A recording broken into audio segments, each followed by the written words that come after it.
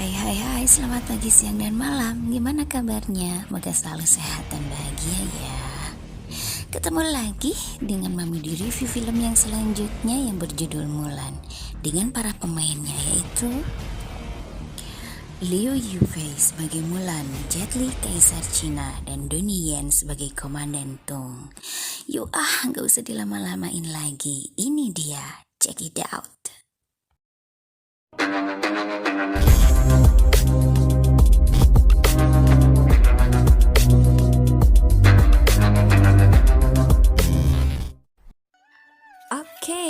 Cerita ini berawal dari anak kecil yang bernama Mulan.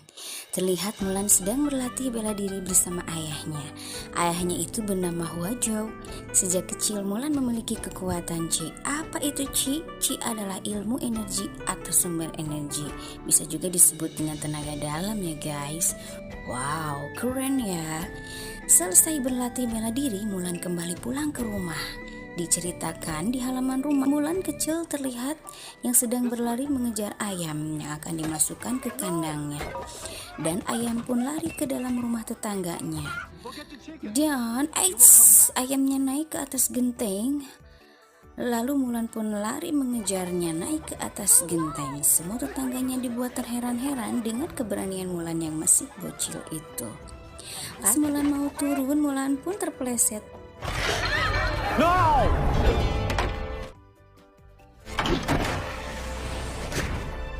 Dengan cepat dan sigap, Mulan bisa menyelamatkan dirinya. Ayahnya pun terlihat senang dan bangga. Tapi anehnya, semua tetangganya terlihat tidak senang atau sinis mungkin. Anggapannya adalah si Mulan kayak anak cowok atau tomboy, yang seharusnya anak perempuan tidak melakukan hal seperti itu. Ya, hal seperti laki-laki lakukan. Pada malam hari, Mulan yang sedang menyisir atau ngalakutu rambut adiknya tanpa sengaja mendengar obrolan ayah dan ibunya. Ibunya meminta agar Mulan dinasehati dan tidak memperlihatkan ilmu Qi-nya itu di depan banyak orang. Pada saat Mulan sedang memperbaiki patung Phoenix, ayahnya menghampiri dan berbicara kepada Mulan. Kamu masih kecil, ilmu Qi-mu sangat kuat dan kamu harus menyembunyikannya untuk membawa kehormatan bagi keluarga. You is to bring honor to the family. Oke, singkat cerita, beberapa tahun berlalu di sebuah gurun Cina Barat, tepatnya di perjalanan jalur sutra, terlihat seorang pedagang yang sedang nuntun onta dengan barang dagangannya, berjalan menuju kota. Tiba-tiba didatangi oleh seorang wanita misterius yang bernama Xiaolang. Diketahui wanita itu adalah seorang penyihir yang memiliki ilmu tinggi. Dan si penyihir itu pun menatap mata si pedagang, lalu mengatakan, "Pandang mata saya, tidur, tidur, tidur." Dan si pria pedagang itu pun terhipnotis. Dengan kekuatan ilmu hitamnya itu, si penyihir itu pun masuk ke dalam tubuh si pedagang itu. Serem. Pedagang pria yang sudah dirasuki penyihir itu lalu masuk menuju gerbang kota perdagangan. Lalu terlihat pasukan berkuda dari bangsa Ronan yang dipimpin pria kuat yang bernama Borikan yang akan menyerang kota tersebut. Dan terjadilah penyerangan dan juga perkelahian.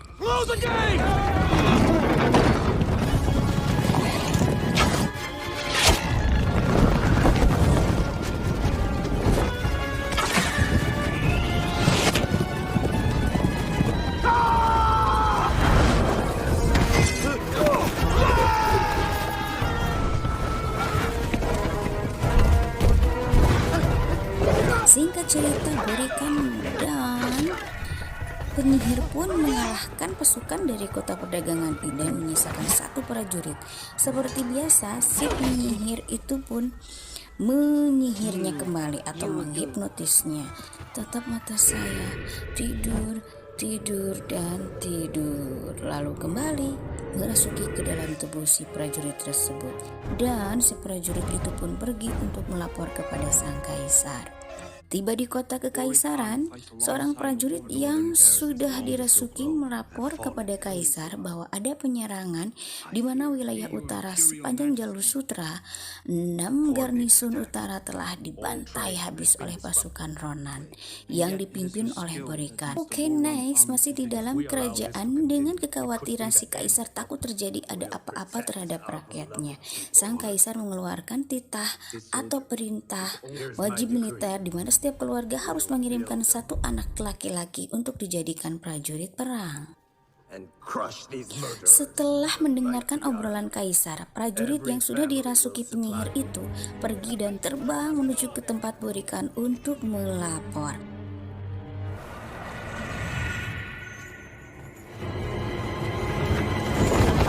Pada saat penyihir itu melaporkan ke Borikan tentang apa yang dia dengar dari kerajaan, Borikan pun mengucapkan terima kasih sambil memanggilnya, "Hai penyihir." Sontak wanita itu marah, "Aku bukan penyihir, tapi aku warrior atau ksatria.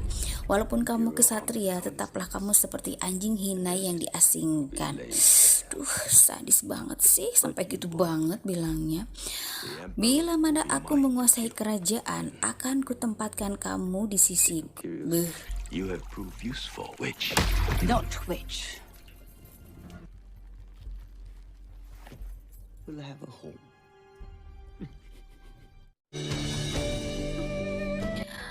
Scene beralih diperlihatkan pada Mulan yang sudah beranjak ABG atau anak baru gede. Mulan menaiki kuda yang sedang mengejar 2 ekor kelinci.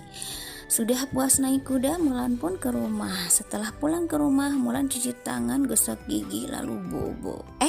Itu mah cerita kemarin atuhnya. Dan ibunya berkata bahwa Mulan akan segera dijodohkan. Mulan pun tidak boleh menolak permintaan ibunya.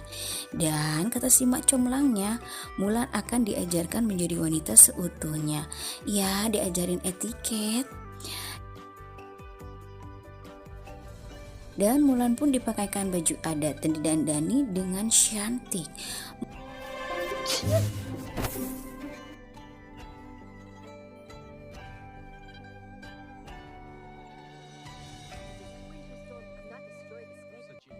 Mulan dan adiknya pun datang ke rumah si mak comlang. Di dalam rumah mak comlang memberikan wejangan bila menjadi istri itu harus melayani suaminya dengan baik, sabar, anggun, dan gemulai. Pada saat sedang memberi wejangan, tiba-tiba ada seekor laba-laba, di mana adiknya Mulan kan takut atau fobia terhadap laba-laba guys, dan Mulan pun menutupi laba-laba dengan teh. Namun Mulan dimarahi oleh mak comlang.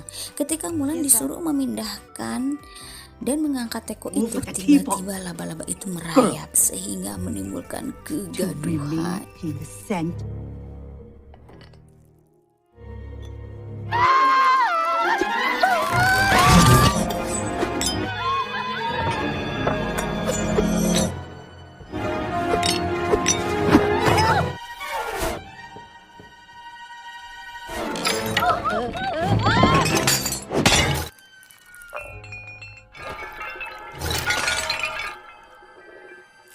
Dan Mulan pun akhirnya diusir oleh mak comlang tersebut karena Mulan tidak lulus. Dan mak comlang pun mengatakan bahwa keluarga Hua tidak mendidik anaknya dengan baik dan benar. Pada saat Mulan dan adiknya mau pulang ke rumah, tiba-tiba pasukan utusan kekaisaran datang dan mengumumkan titah wajib militer. Setiap keluarga harus mengirimkan satu anak laki-laki untuk dijadikan prajurit. Dan satu persatu anak laki-laki pun menerima surat titah atau perintah raja. Tibalah di mana ayah Mulan yang dipanggil untuk menerima surat titah. Pada saat ingin mengambil, ayahnya Mulan pun terjatuh karena beliau kan sudah lanjut usia ya, dimana keluarga Hua tidak memiliki anak laki-laki. Mau nggak mau ayah Hua lah yang harus berangkat untuk mengabdi kepada sang kaisar. Ketika malam hari, saat Mulan sedang makan malam bersama keluarganya dengan menu 4 sehat 5 sempurna, terjadi perbincangan karena seorang istri yang khawatir dengan kondisi suami yang sudah tua renta tapi mau memaksakan pergi berperang. Namun ayah Hua marah karena tidak mau keluarga Hua dicap tidak patuh kepada perintah sang kaisar. Selesai malam, ayah Hua mengasah pedangnya untuk persiapan berangkat besok. Mulan pun menghampiri dan melihat ayahnya yang sedang memegang pedang yang terlihat gemetaran atau ngedeg-deg.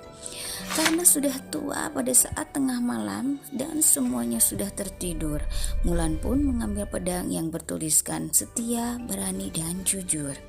Karena Mulan merasa kasihan kepada ayahnya dan tidak mau ayahnya pergi berperang, akhirnya Mulan pun memakai baju jirah ayahnya dan membawa pedang ayahnya itu.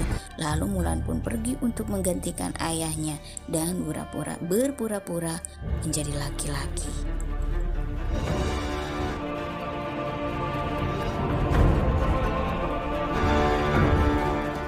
Pada pagi hari, pada saat semua sudah terbangun dari tidurnya, ayah dan ibunya pun merasa kaget dan ruas karena pedang dan baju jirahnya itu sudah hilang.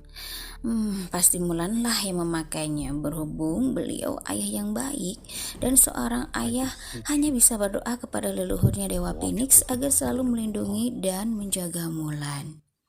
Dimulailah perjalanan Mulan menaiki kuda.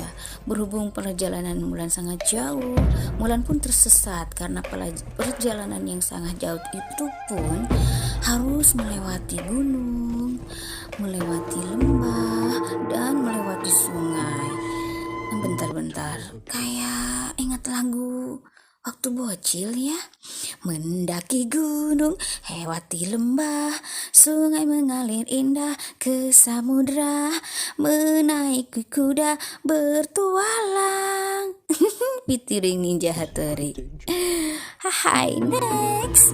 Ketika Mulan tersesat dan tertidur, kelelahan tiba-tiba datanglah burung phoenix terbang di atas Mulan, seakan membantu menuntunnya ke arah tujuan Mulan, dan Mulan pun selamat dan sampailah Mulan di gerbang pelatihan perang. Tiba di tempat pelatihan, pada saat Mulan berbaris, salah satu teman bercanda dan menyebabkan Mulan terjatuh. Hingga terjadi perkelahian kecil, Mulan pun menodongkan pedangnya. Belum sempat papukat berkelahi, datanglah seorang lelaki yang memisahkan mereka berdua. Lower your sword. What?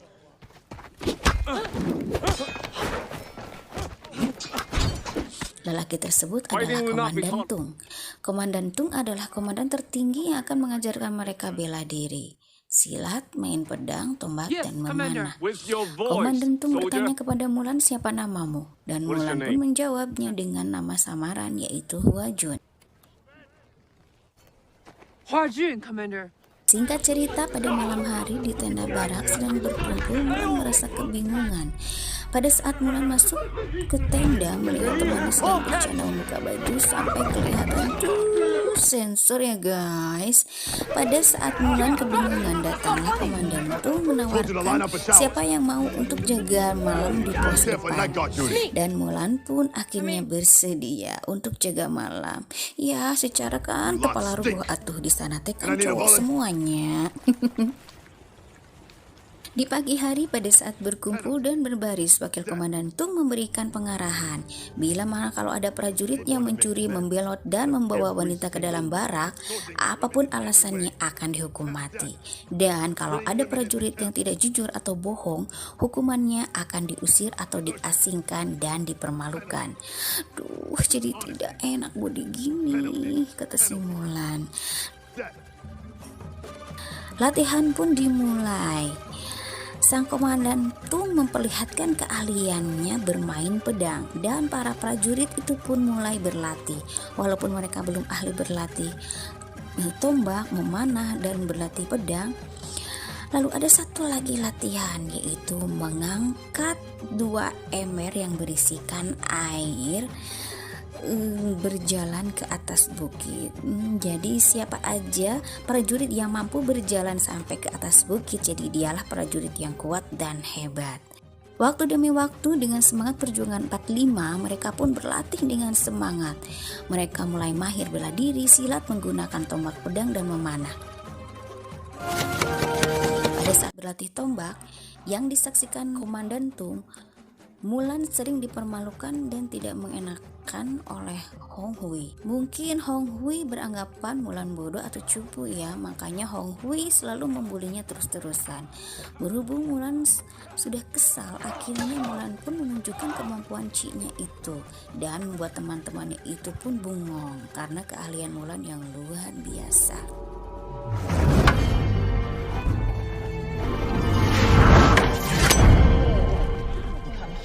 Mulan pun merasa kesal dan bersalah. Lalu kembali ke tenda, akan tetapi teman-temannya malah memujinya dan bangga atas keahlian si Mulan itu. Pada saat malam hari, merasa si Mulan yang belum pernah mandi, akhirnya Mulan pergi mandi menuju danau. Sesampai di danau, Mulan pun mulai membuka celana, membuka baju, lalu ngegejubur langsung ngojai di danau. Pada saat Mulan sedang mandi, datanglah Hong Hui untuk meminta maaf. Dan kita teman ya, sontak Mulan pun merasa kaget, takut ketahuan bahwa dia wanita. Aduh, aku ini kan perempuan, gimana kalau kamu tahu kalau aku ini adalah perempuan? Lalu akhirnya Mulan pun mengusirnya dan menyuruhnya untuk pergi. Berhubung mendapatkan support dari komandannya itu, Hua Jun pun sering berlatih dengan semangat 45 di tepi danau. Next, adegan Borikan bersama penyihir yang sedang menyerang di batalion garnison. Singkat cerita, Borikan pun menguasai wilayah garnison dengan kejam. Bangsa Ronan yang dipimpin oleh Borikan menghabisi pasukan garnison tersebut. Setelah Komandan Tung mendapatkan informasi dari intelijen kerajaan, Komandan Tung memerintahkan wakilnya untuk mengumumkan saatnya kita berperang karena pasukan Ronan mulai dekat dengan wilayah kota kekaisaran. Walaupun latihan mereka belum siap tempur, mau tidak mau kita harus menghadapi pasukan bangsa Ronan. Pada malam hari, pasukan pun melintasi batalion garnison tersebut yang sudah dibantai habis tanpa sisa oleh pasukan bangsa Ronan yang dipimpin oleh Borikan. Pagi hari mereka pun tiba di batalion Stepa dan bergabung dengan pasukan batalion Stepa. Jadi batalion Stepa ini adalah ya sama-sama pasukan yang di bawah kepemimpinan kaisar. Pada saat di batalion Stepa datanglah dua orang yang menaiki kuda. Ternyata dua orang ini adalah intelijen kerajaan yang bernama Weng dan Koseng yang hendak melapor kepada Komandan Tung bahwa pasukan Ronan telah mendekat. Di zaman kerajaan gini ternyata sudah ada intelijen. Mantap bingit ini filmnya. Oke, next. Di keesokan harinya, peperangan pun akan segera dimulai. Pasukan kaisar yang dipimpin oleh Komandan Tung sudah berada di posisi berbaris siap untuk bertempur. Dan pasukan Ronan pun datang dengan menaiki kuda dan senjata yang lengkap. Kedua pasukan sudah saling berhadapan, lalu siap untuk berperang. Dan akhirnya peperangan pun dimulai. Dengan penuh nafsu yang membara, pasukan Borikan langsung menyerang. Komandan Tung pun langsung memberi perintah pasukannya untuk memanah.